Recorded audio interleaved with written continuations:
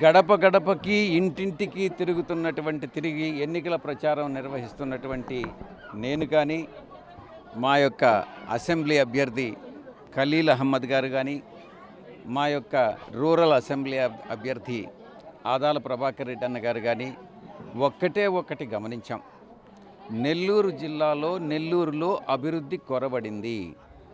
అత్యంతమైనటువంటి పెద్ద పెద్ద కాంట్రాక్టర్లు, ధనికులు, వ్యాపారవేత్తలు, ఇండస్ట్రియలిస్టులు ఉన్నటువంటి ఈ యొక్క నెల్లూరులో మిగతా పట్టణాలతో పోల్చుకుంటే ఆంధ్ర రాష్ట్రంలో విశాఖపట్నం, విజయవాడ, గుంటూరు, తిరుపతి వీటితో పోల్చుకుంటే ఇక్కడ అభివృద్ధి అన్నటువంటిది చాలా కుంటుపడింది అన్నటువంటిది తెలుస్తూ ఉంది.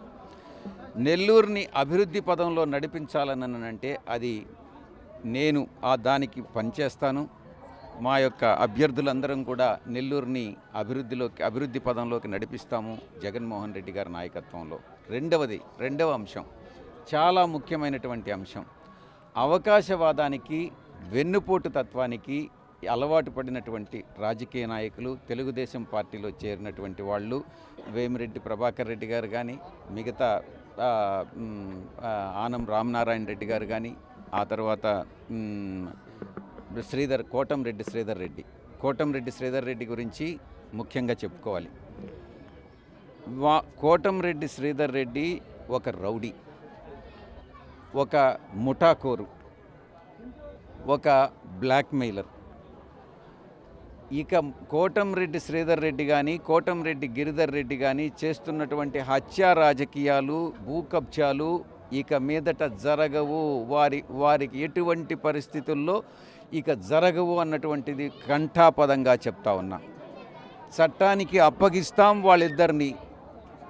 వాళ్ళు చేసినటువంటి ఏదైతే గతంలో రౌడీజం ఉందో, బ్లాక్మెయిల్ చేస్తున్నారో, ఎక్కడైతే భూ కబ్జాలు చేస్తున్నారో, ఏ భూములనైతే గవర్నమెంట్ భూములను ఆక్రమించుకున్నారో వాటినన్నిటినీ వెలికి తీస్తాం. నా మీద ఆరోపణలు చేస్తున్నారు, నేనేదో భూ కబ్జా నేను సవాల్ విసురుతా ఉన్నా. కోటంరెడ్డి శ్రీధర్ రెడ్డి, కోటంరెడ్డి గిరిధర్ రెడ్డి, నారాయణ, మీరు రండి, నిజాన్ని రుజువు చేయండి. నేను కానీ భూ కబ్జా కానీ ఎక్కడైనా ఒక్క సెంటు భూమైనా కానీ భూ కబ్జా చేసి ఉంటే నేను రాజ్యసభకు రాజీనామా చేస్తాను. నువ్వు భూ కబ్జాలు చేశావు, హత్యా రాజకీయాలు చేశావు, నువ్వు దందాలు చేశావు, నువ్వు బ్లాక్మెయిల్ రాజకీయాలు చేశావు, నువ్వు రౌడీజం చేశావు, నువ్వు ఒక రౌడీవి అన్నటువంటిది నేను ప్రూవ్ చేస్తాను. నువ్వు రాజకీయాల నుంచి విరమించుకో. తప్పకుండా మీ అందరినీ కట్టడి చేస్తాం. చట్టం మీకు వర్తించేలా చట్టానికి లోపడి మీ పైన చర్యలు తీసుకుంటామని నేను ఈ సందర్భంగా తెలియజేస్తా ఉన్నా. వాళ్ళందరికీ సహకరిస్తున్నటువంటి రూప్ కుమార్ యాదవ్ కూడా తప్పకుండా చట్టం ప్రకారం చర్యలు తీసుకోబడతాయి. రూప్ కుమార్ యాదవ్ ఒక పచ్చి అవకాశవాది.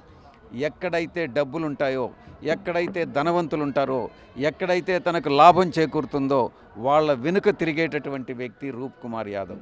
గతంలో కూడా చాలా ఇల్లీగల్ మైనింగ్ అంతా చేస్తున్నాడు రూప్ కుమార్ యాదవ్. అది మర్చిపోతున్నాడు.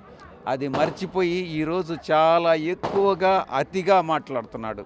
అతనికి కూడా బుద్ధి చెప్తామన్నటువంటి విషయాన్ని నేను తెలియజేస్తా ఉన్నా. నెల్లూరు పట్టణంలో శాంతి నెలకొల్తుంది. చట్టం, లా అండ్ ఆర్డర్ అన్నటువంటిది పర్ఫెక్ట్గా తీసుకొస్తాం. ప్రజలందరూ కూడా ఇక ఎవ్వరికీ కూడా అభద్రతాభావం అవసరం లేదు.